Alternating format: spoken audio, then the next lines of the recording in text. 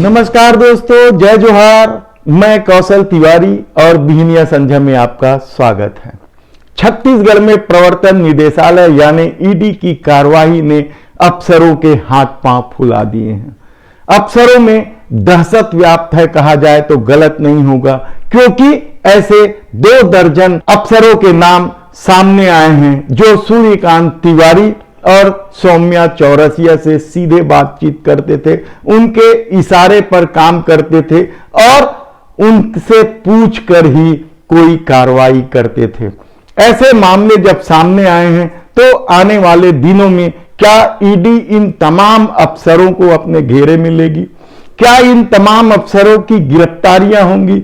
ऐसे कितने ही सवाल हवा में तैर रहे हैं। अब तक कोयला घोटाले और मनी लॉन्ड्रिंग के मामले में सूर्यकांत तिवारी और प्रमुख आरोपी के रूप में कहा जाए तो गलत नहीं होगा, मुख्यमंत्री के खासम खास अफसर सौम्या चौरसिया की गिरफ्तारी हो चुकी है। उन्हें कोर्ट से कोई राहत नहीं मिल रही है और ना ही जमानत ही उनकी हो रही है। और दूसरी तरफ ईडी तू डाल डाल मैं पात पात की तर्ज पर जिस तरीके से एक एक अफसरों को पकड़ रही है, उनसे पूछताछ कर रही है, उसकी वजह से छत्तीसगढ़ में अफसरों में खलबली मचा हुआ है। पिछले दिनों 3 आईपीएस अफसरों को ईडी ने जांच के लिए बुलाया था। इन तीनों अफसरों के व्हाट्सएप चैट में सूर्यकांत तिवारी का नाम सामने आया था। ये सूर्यकांत तिवारी से पूछकर काम कर रहे थे। आखिर आईपीएस जैसे अफसर या जिला के पुलिस कप्तान सूर्यकांत तिवारी के दबाव में क्यों थे? किस तरीके से उनसे बातचीत होती थी? किस तरीके से कार्रवाई को लेकर उनसे सलाह ली जाती थी? वह बेहद ही चौंकाने वाली बात है। दरअसल ये 3 अफसर हैं आईपीएस प्रशांत अग्रवाल, जो वर्तमान में रायपुर यानी छत्तीसगढ़ की राजधानी के पुलिस कप्तान हैं। इसके अलावा 2 और प्रमुख अफसरों को ईडी ने बुलाया था। उनमें से एक है आईपीएस पारुल माथुर और भोजराज पटेल। ये तीनों अफसरों को जब ईडी ने बुलाया तो इन अफसरों के लिए जवाब देना मुश्किल होने लग गया था। कहा जा रहा है कि ईडी ने इन तीनों अफसरों को व्हाट्सएप चैट का डिटेल दिखाया और कहा कि कैसे इस तरह से काम कर रहे थे। हालांकि चूंकि लेन देन का कोई मामला नहीं था, इसलिए इन तीनों अफसरों के खिलाफ मनी लॉन्ड्रिंग का केस तो नहीं बना, लेकिन तीनों अफसरों को शपथ पत्र देने के लिए मजबूर होना पड़ा कहा जाए तो गलत नहीं होगा, क्योंकि जिस तरीके से व्हाट्सएप चैट सामने आए थे उसके बाद अफसर ठंडे पड़ गए थे। कहा यह जा रहा है कि तीनों अफसरों ने खुद को बचाने के लिए ईडी की सलाह पर शपथ पत्र दे दिया है।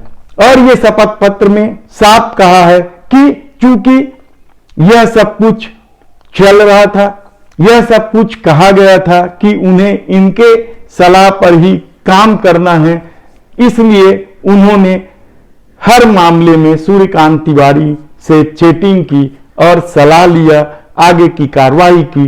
यह बात सामने आते ही छत्तीसगढ़ में क्या कुछ हुआ, यह एक दूसरी कहानी है।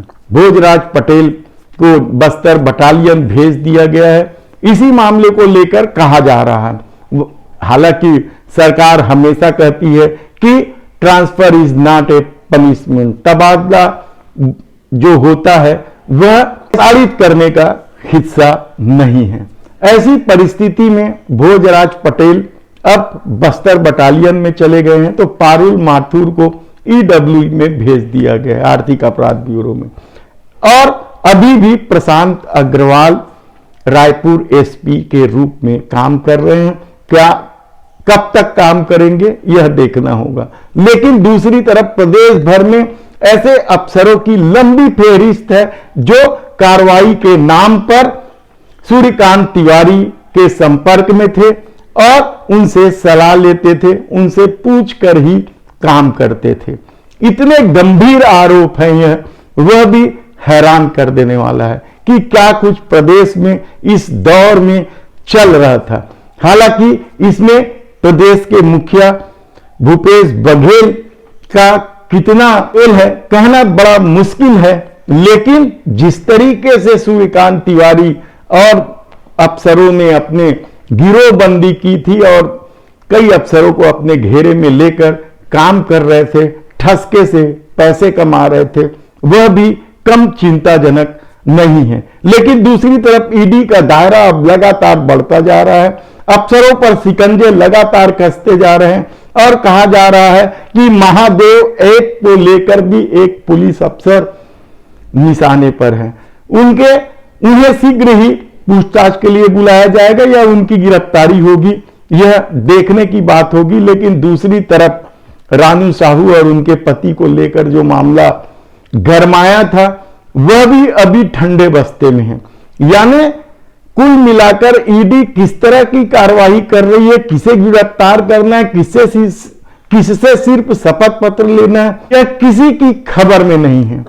तब सवाल यह है कि आने वाले दिनों में क्या होगा, क्या शिकंजा और कसेगा। जांच का जो दायरा है वो मनी लॉन्ड्रिंग, महादेव ऐप, कोयला घोटाला से आगे बढ़कर रेडी टू ईट, शराब और दूसरे मुद्दों पर जाएगा, देखना होगा। लेकिन एक बात जो राजनीतिक हलकों में चर्चा का विषय है वह यह है कि अफसर किसी के नहीं होते और जब वे खुद फंसते हैं तो फिर किसी को नहीं बख्शते। हालांकि यह बात राजनीति के लिए भी लागू होती है। देखना है कि आने वाले दिनों में ईडी क्या कुछ कार्रवाई करती है, कितने अफसर स्वयं को बचाने के लिए सत्ता के खिलाफ शपथ पत्र देते हैं, देखना होगा। धन्यवाद।